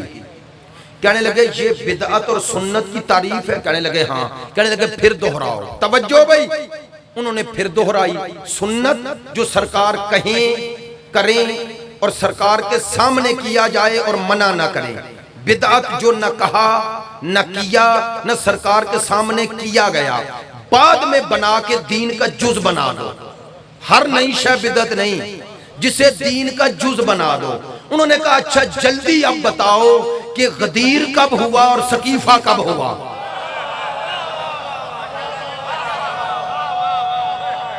اللہ اکبر، بات پہنچ گئی ہے، وضاحت کی بھی ضرورت نہیں، بات پہنچ گئی ہے۔ انہوں نے کہا شاہ رکن الدولہ سے انہیں پوچھ لینا، جب یہ بتائیں کہ سنت کیا ہے اور بدعت کیا ہے، ان کا میں بتا کے جا رہا ہوں، غدیر وہ سنت ہے جہاں سنت کی تینوں قسمیں جمع ہیں۔ رسول نے زبان سے سنایا، ہاتھ پکڑ کے دکھایا، بیعت لے کے منوایا۔ توجہ ہے؟ کہا سرکار نے سنت کی تینوں قسمیں غدیر میں جمع کر دی۔ شیخ صدوق نے کہا شاہ رکن الدولہ سے جس کا تعلق غدیر سے ہو اسے بھی جان لینا، جس کا غدیر کے بعد والوں سے ہو انہیں بھی پہچان لینا۔ توجہ ہے؟ ہم علی ولی اللہ پڑھ کے یہی بتاتے ہیں، بات توجہ ہے؟ ہم علی ولی اللہ پڑھ کے یہی سناتے ہیں ہمارا غدیر سے تعلق ہے، غدیر سے۔ اب میرے ساتھ پڑھو، میں نے پہلے سال بھی یہ جملہ کہا تھا، آج سے 6 سال پہلے بھی یہ جملہ کہا تھا، ہم علی ولی اللہ والے ہیں، علی اللہ والے نہیں۔ بولو یار، جو علی ولی اللہ والا ہے ہاتھ بلند کر کے نعرہ حیدری۔ لو بھائی، اب علی ولی اللہ والا ہی پڑھے گا وصی رسول اللہ، ایسا ہی ہے، وہی پڑھے گا خلیفۃہ بلا فاصل۔ آج کی مجلس کا آخری جملہ کہہ رہا ہوں، اسی کا خلیفۃہ بلا فصل قبول ہے جو علی کو ولی مانے، جلی نہیں۔ ہمارا علی ولی ہے، جلی نہیں۔ ہمارا جلی وہ ہے جس نے علی کو ولی بنایا ہے۔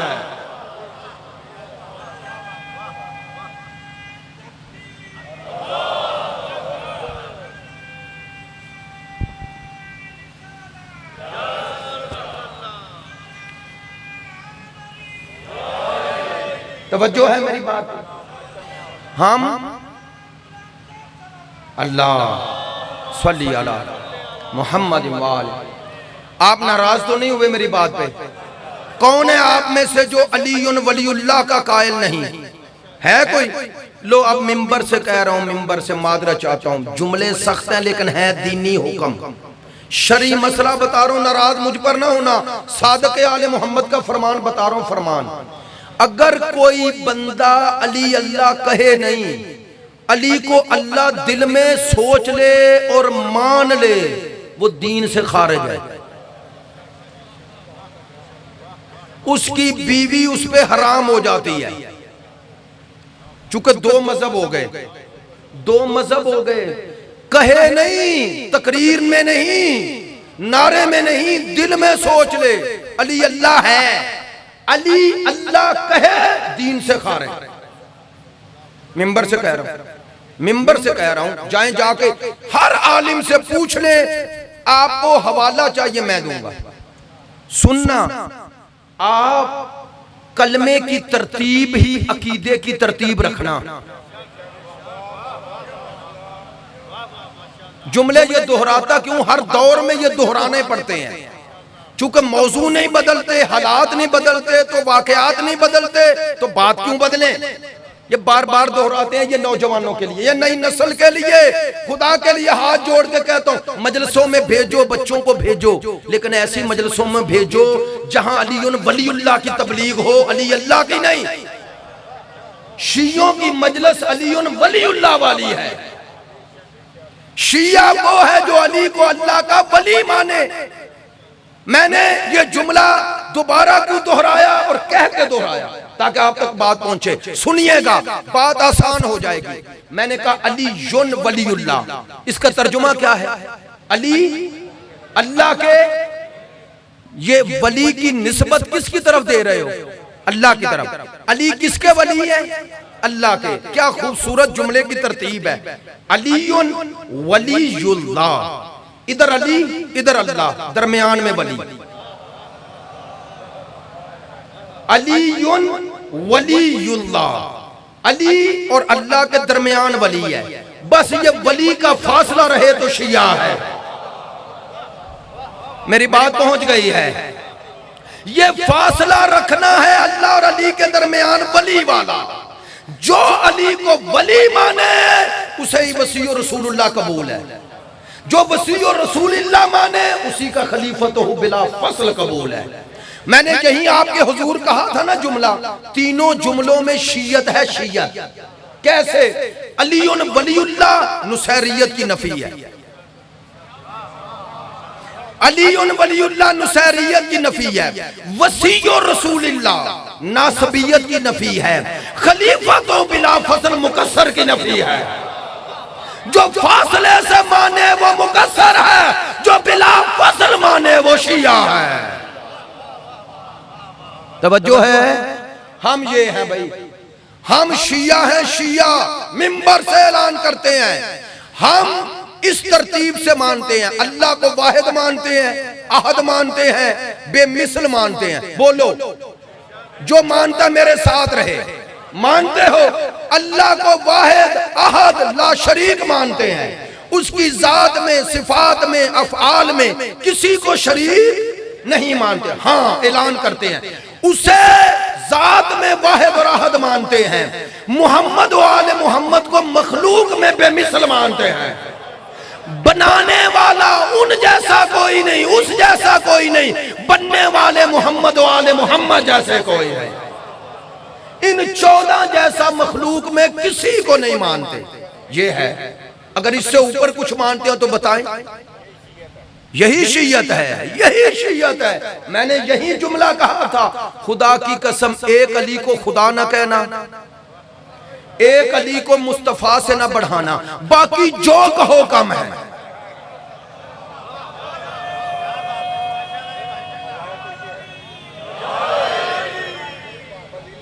ایک علی کو خدا نہ کہنا، مجھے یاد ہے، سارے جملے یاد ہیں، میں نے دہرانے نہیں۔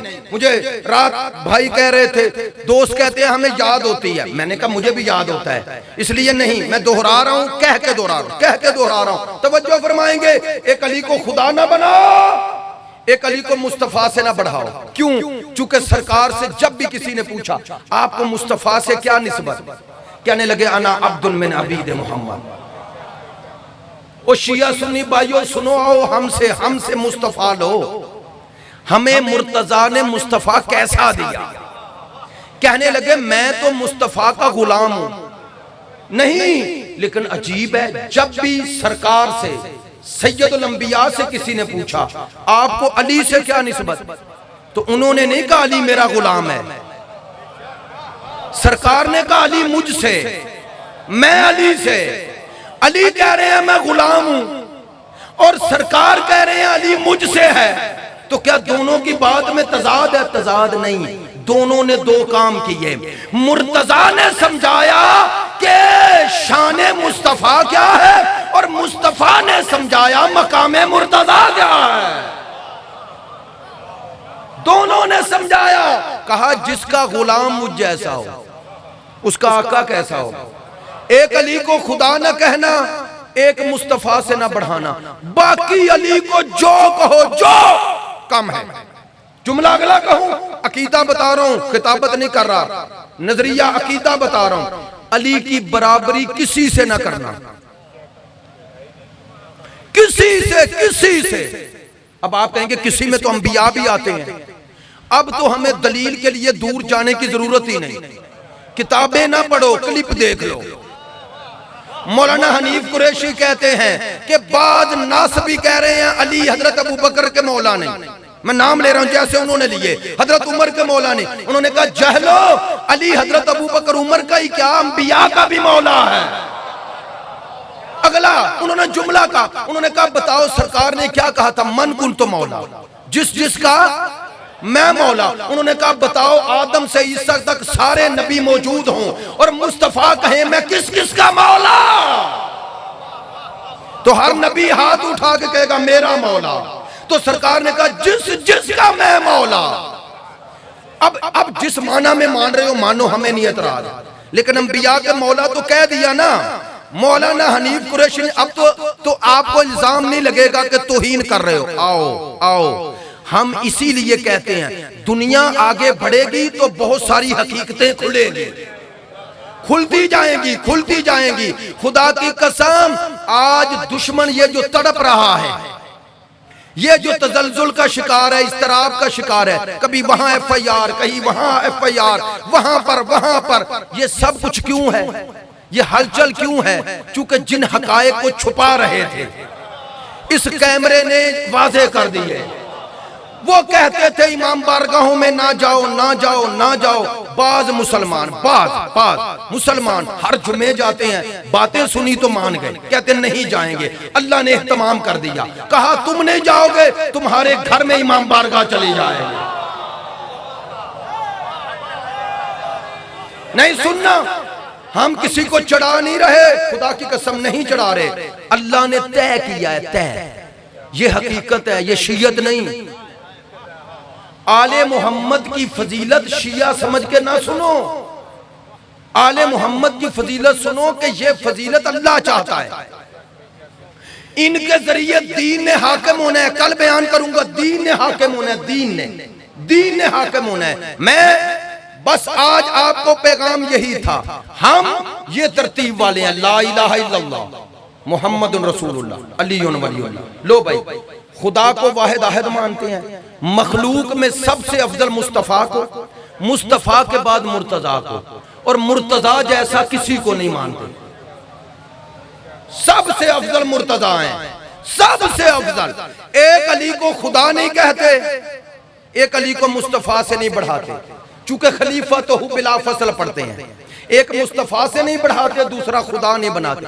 باقی ہم علی کی برابری کسی سے نہیں کرتے، چونکہ علی نفس پیغمبر ہے، علی وسیع پیغمبر ہے، علی خلیفہ پیغمبر ہے، علی عین پیغمبر ہے، علی تسلسل حقیقت پیغمبر ہے، علی باب مدینہ العلم ہے، علی باب دار الحکمہ ہے، علی نفس اللہ ہے، علی روح اللہ ہے۔ اگر عیسیٰ روح اللہ ہے تو علی نہیں، علی عین اللہ ہے، لسان اللہ ہے، ید اللہ ہے، ولی اللہ ہے۔ ہم علی کو یہ سب کچھ مانتے ہیں، اللہ کی طرف نسبت دیتے ہیں، اللہ نہیں مانتے، اللہ کی نسبت سے سب کچھ مانتے ہیں، اور علی جیسا کسی کو نہیں مانتے۔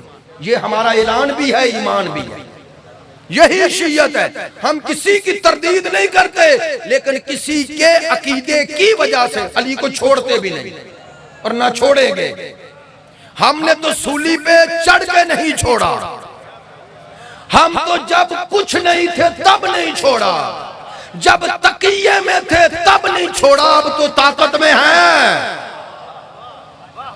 اب تو پوری دنیا آل محمد کی حقیقت کو سمجھ رہی ہے۔ اب آل محمد کا پیغام ہر جگہ پہنچ رہا ہے، انشاءاللہ اس آقا و مولا کے آنے سے پہلے دنیا نے حقیقت کی طرف متوجہ ہونا ہے۔ ہم سب نے آمادگی کرنی ہے، آمادگی۔ یہ مجلسیں لشکر امام زمان میں ثابت اور شامل ہونے کے لیے درسگاہ ہیں، انہیں ویسا بناؤ جیسا 12واں چاہتا ہے، انہیں عوامی طرز اور شور و غل سے نکالو، مجلسوں میں سنجیدگی لاؤ، مجلسوں میں معنویت آئے، مجلسوں میں روحانیت آئے، مجلسوں میں آنے والے ہر جوان، پیر، مرد، عورت، ہر کسی کے لیے پیغام ہو، کردار سازی ہو۔ کربلا کردار سازی کی درسگاہ ہے۔ بہن بھائی کا رشتہ کیسا ہونا چاہیے کربلا بتاتی ہے، بیٹی کا باپ سے تعلق کیسا ہونا چاہیے کربلا بتاتی ہے، زوجہ کا شوہر سے، شوہر کا زوجہ سے تعلق کیسا ہونا چاہیے کربلا بتاتی ہے۔ کون سا پہلو ہے جو کربلا میں نہیں؟ کون سی تربیت ہے جو کربلا میں نہیں؟ کہاں ملے گی ایسی محبت بھائی بہن کی، بیٹی کی باپ سے، باپ کی بیٹی سے، زوجہ کی شوہر سے، اور شوہر کی زوجہ سے؟ جانتے ہیں نا، وہب قلبی عیسائی گزر رہا ہے کربلا کے پاس سے، اپنی دلہن لے کے، بارات لے کے جا رہے ہیں، جیسے ہی کربلا کے پاس سے گزرنے لگا، حل من ناصر کی صدا آئی۔ ماں نے کہا رکو، پتا کرو کون ہے۔ علامہ ذیشان ادر جوادی نے لکھا، پتا کیا، آیا اماں حسین ہے۔ کون حسین؟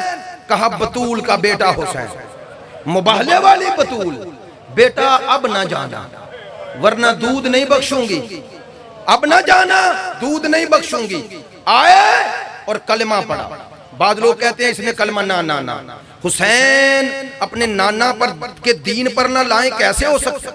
امام ہے، امام شرعی حکم جانتے ہیں، کلمہ پڑھایا، کلمہ پڑھ لیا، دائرہ دین میں آ گئے۔ اب وہب سے کہا ماں نے جاؤ بیوی سے جا کے کہو تمہیں آزاد کیا، ہر قوم میں نکاح ہے، آزاد کیا، چلی جاؤ میکے۔ پہنچا، زوجہ سے کہا میں نے یہ کر لیا، اب میں تیرے دین پر نہیں رہا، میں ادھر آ گیا۔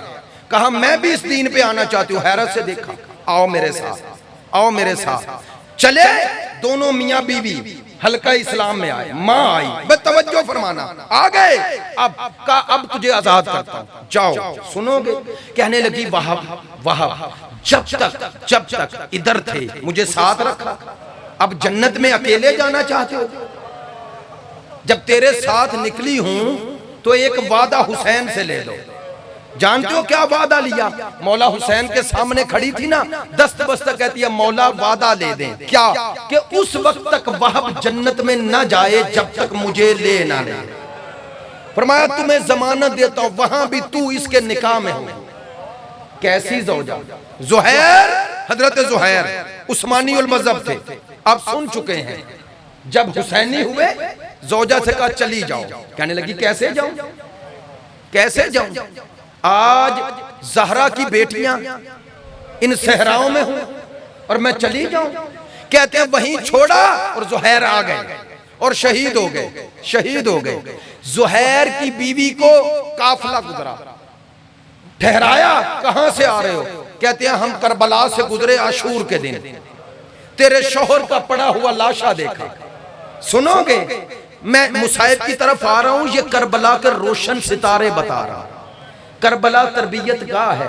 زہیر کی بیوی نے کفن لیا، اپنے ایک نوکر کو، غلام کو بلایا، کفن دیا، کہنے لگی جاؤ کربلا، چند سینکڑ فاصلے پہ ہوں گے جتنا بھی لکھا ہے، لیکن کربلا سے تھوڑا دور راستے میں قافلہ رکا تھا، کہنے لگی جاؤ جا کے میرے شوہر کو کفن پہناؤ، میں بھی آ رہی ہوں۔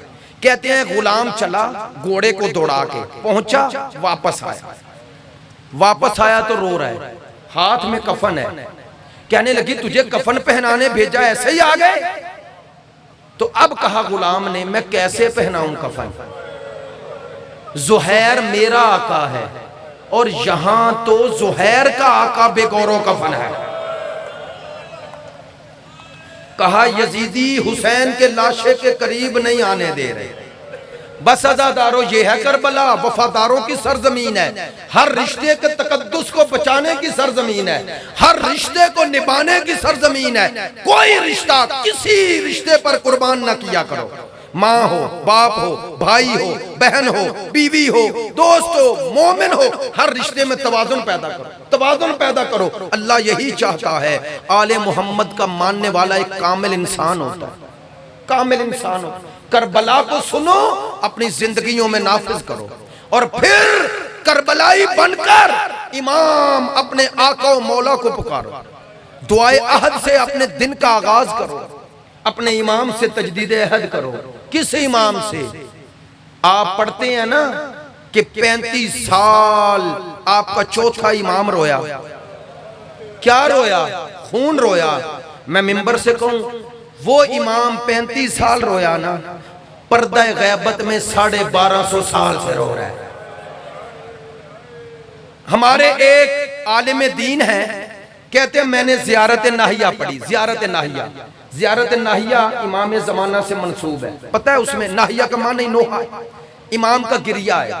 اس میں ایک جملہ ہے، وہ کہتے ہیں میں نے یہ جملہ جب پڑھا نا کہ میرا امام کہتے ہیں اے میرا دادا حسین، میں آپ پر پانی نہیں روتا، ایک وقت آتا ہے میں خون روتا ہوں۔ ہمت نہیں رہی، واللہ ہمت نہیں رہی، 1 گھنٹہ 25 منٹ مجلس ہو گئی ہے، بس میں سمیٹ رہا ہوں، توجہ فرمانا، 2 سے 4 جملے حصہ ہوتا ہے مجلس کا۔ کہنے لگے میں نے پڑھا، دل میں سوچا، میں نے کہا شاید یہ مبالغہ ہے، مبالغہ ہے۔ کہتے ہیں میں نے 40 جمعرات قصد کیا امام کے حضور، اگر امام نے قبول کر لیا، ادھر قبولیت ادھر سے ہوتی۔ کہتے ہیں جب وہ وقت آیا نا ملاقات کا، امام نے ملتے ہی مجھے کہا جو پوچھنا چاہتے تھے بتاؤں؟ مولا وہ سچ ہے؟ کہا ہاں۔ کہا ہم میں اور تم میں فرق ہے۔ کیا فرق ہے؟ فرمایا تم کربلا سنتے ہو اور میں کربلا کا ارادہ کرتا ہوں اور اللہ کربلا مجسم کر دیتا ہے۔ نہیں، جملہ بہت بڑا تھا مصیبت کا۔ امام زمان فرماتے ہیں میں جب کربلا کا قصد کرتا ہوں اللہ کربلا کو تمثیلی شکل میں مجھے دکھاتا ہے۔ نہیں توجہ ہوئی؟ آسان کروں؟ فرمایا تم اکبر کا گرنا سنتے ہو اور میں دیکھتا ہوں، تم قاسم کی پامالی سنتے ہو اور میں دیکھتا ہوں۔ جملہ کہوں؟ کہا تم عباس کا زین سے زمین پہ آنا سنتے ہو اور میں دیکھتا ہوں۔ اب اس عالم نے کہا مولا میں آپ کے پیروکاروں کو بتانا چاہتا ہوں، بتائیں وہ کون سا منظر ہے جو آپ کو خون رلاتا ہے۔ اب مجھ میں یہ جملے کہنے کی کبھی بھی ہمت تو نہیں ہوئی واضح۔ امام نے کہا وہ منظر جب میری دادی 70 قدموں پہ کھڑی ہے، میری دادی 70 قدموں پہ کھڑی ہے اور شمر کے ہاتھ میں خنجر ہے۔ عزادارو یہ شمر یوں خنجر ہلاتا ہوا آیا، انگلی پہ گھماتا ہوا آیا۔ میں پہلے نہیں پڑھا کرتا تھا، بہت بڑے عالم کی کتاب میں پڑھا۔ کہتے ہیں جب ملعون آیا نا حسین کے قریب آیا، میرے مولا کی آنکھوں میں خون تھا۔ میں نے جملہ پڑھ دیا ہے، خون تھا، اور اب حسین کے بازوؤں میں اتنی طاقت نہیں ہے کہ اپنی آنکھوں کا خون صاف کر لیں۔ جانتے ہو امام کو کیا محسوس ہوا؟ امام کو محسوس ہوا میرے سینے پہ کوئی بوجھ آ گیا۔ اب کیا کریں، مومنین نرم دل ہوتے ہیں، ہم بھی آپ کی طرح ہیں۔ واضح مصائب نہیں پڑھا جاتا، خدا کی قسم مومنین کو شقی القلب نہ بناؤ، ان کو نرم دل رہنے دو۔ مصائب سخت سننے سے انسان کا دل سخت ہو جاتا ہے، پھر نرم مصائب نہیں لگتا۔ خدا کے لیے نہ سختی پیدا کیا کرو دل میں۔ عزادارو امام کو اپنے سینے پہ بوجھ محسوس ہوا، آنکھیں تو بند ہے نا۔ امام نے کہا میں دیکھ نہیں سکتا، لیکن جہاں تو نے قدم رکھا ہے۔ علامہ باقر مجلسی بہار میں لکھتے ہیں یہ ملعون شمر نے آ کے دو کام کیے، ایک نجس ہاتھ سے، ایک نجس قدموں سے۔ کہتے ہیں نجس ہاتھ خدا جانے کہاں مارا کہ 70 قدموں پہ بہن تڑپی۔ چہلوں کے ایام ہے اس لیے پڑھ رہا ہوں یہ مصائب۔ عزادارو لیکن جو کام اس نے نجس قدموں سے کیا میں عربی پڑھ دیتا ہوں۔ وَوَضَعَ رِجْلَيْهِ عَلَى صَدْرِ الْحُسَيْنِ، اس نے اپنا نجس قدم رکھا۔ ایک دفعہ زمین کربلا میں زلزلہ آیا۔ ہاں زینب نے کیا کیا 70 قدموں پر؟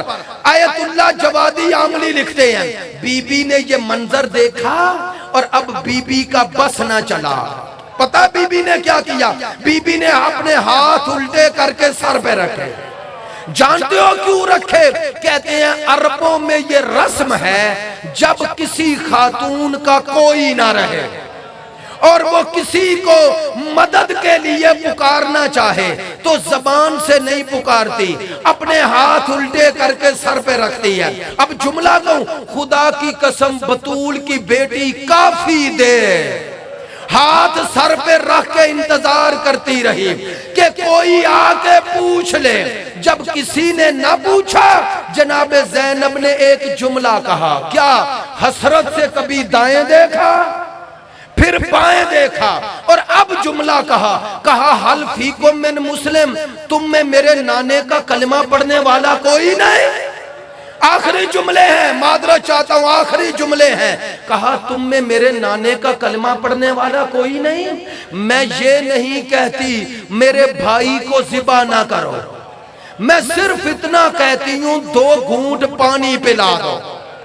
بھائی سننا یہ جملے میں نے ایبٹ روڈ عاشور کے دل کہے ہیں۔ عزادارو یہ پیاس کا غم زینب کو کیوں یاد رہا؟ یہ راز نہ کھلتا اگر آج تحقیق سے ثابت نہ ہوتا، میں نے یہی جملے اسلام آباد میں پڑھے، مجلس کے بعد مجھے ایک دوست نے کہا، کہنے لگا میں جانوروں کا ڈاکٹر ہوں، میں نے اسلام کے احکام پر تحقیق کی تو مجھے یہ معلوم ہوا، کہنے لگا قمی صاحب یہ جانور کو ذبح کرنے سے پہلے پانی کیوں پلایا جاتا ہے؟ میں نے کہا ڈاکٹر ہو بتاؤ کیا ریسرچ ہے؟ کہنے لگا جب ہم جانور کو پانی پلا کے چھری پھیرتے ہیں نا تو رگیں تر ہو جاتی ہیں، کہتے تر رگوں پہ چھری جلدی چلتی ہے، چھری جتنی جلدی چلے تکلیف کم ہوتی ہے۔ میں نے یہ جملہ سنا اور وہ بھی رونے لگا، میں نے کہا ہائے بطول کا بیٹا، ہائے امت رسول میں تو جانور کو بھی اذیت نہیں دیتے، 3 دن کا پیاسا حسین اللہ جانے کیسے خنجر چلتا رہا۔ الا لعنت اللہ علی القوم۔ خدایا تجھے محمد و آل محمد کا واسطہ، خدایا تجھے اس عزاداری کا واسطہ، تجھے امام زمانہ کی عظمت کا واسطہ، حاضرین پہ اپنی رحمتیں نازل فرما، حاضرین کی تمام مشکلات مالی، جسمانی، روحانی، معرفتی خدایا حل فرما۔ خدایا ہم سب کے قلوب میں آل محمد کی اور امام زمان کی بالاخص محبت پیدا فرما۔ خدایا ہمیں اس دنیا میں معرفت، محبت اور اطاعت اہل بیت اور اس دنیا میں شفاعت اہل بیت سے بہرہور فرما۔ قلب یوسف زہرا کو ہم سے راضی و خوشنود فرما، ہمارے زیدی برادران کی ان زحمات کو شرف قبولیت عطا فرما، ان کے والد اور ان کے خاندان کے بزرگ مرحومین کی مغفرت فرما۔ خدایا بحق محمد و آل محمد ہمارے آقا و مولا امام زمان کے ظہور میں تعجیل فرما، ہمارا شمار ان کے منتظرین میں فرما بحق محمد۔ آپ سب سے گزارش ہے کل ٹھیک 8 بجے انشاءاللہ ممبر پہ ہوں گا، چونکہ 9 بجے مجھے حتماً ختم کرنا ہوگا، 9:30 بجے میری مجلس ہے اس کے بعد۔ السلام علیکم ورحمت اللہ وبرکاتہ۔ السلام علیکم ابا عبداللہ حسین، السلام علیکم ابن رسول اللہ، السلام علیکم ابن امیر المؤمنین وابن سید الوسیین، السلام علیکم ابن فاطمہ الزہراء سید نساء العالمین، السلام علیکم جميع شہداء کربلا ورحمت اللہ وبرکاتہ۔ السلام علیکم یا غریب الغرباء، السلام علیکم معین الضعفاء والفقراء، السلام علیکم مغیث الشیعۃ والزوار فی یوم الجزاء، السلام علیکم انیس النفوس، السلام علیکم یا ایھا المدفون بأردیتوس، السلام علیکم یا علی ابن موسی رضا الراضی بالقدر والقضاء ورحمت اللہ وبرکاتہ۔ السلام علیکم صاحب العصر والزمان، الامان الامان الامان من فتنة الزمان، السلام علیکم شریک القرآن، السلام علیکم قام الکفر والطغیان، السلام علیکم دافع الظلم والعدوان، السلام علیکم امام الانس والجان، قدر اللہ تعالی فرجک واسأل اللہ تعالی مخرجک ودورک، السلام علیکم ورحمت اللہ وبرکاتہ۔